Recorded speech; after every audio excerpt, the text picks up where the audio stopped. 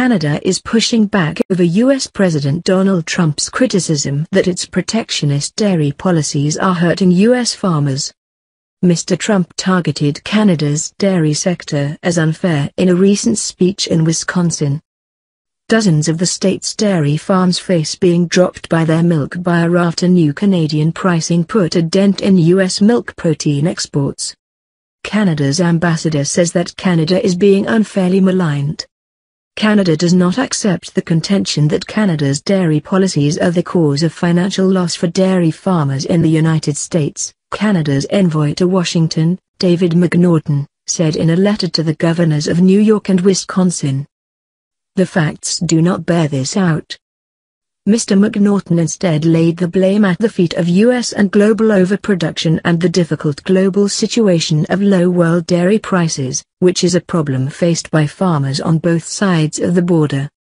The ambassador also noted that the current dairy trade balance favors the U.S. 5-1, a point he underscored again during a news conference on Wednesday.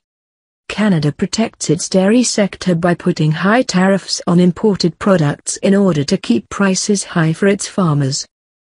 This has been a source of irritation for other dairy-producing countries.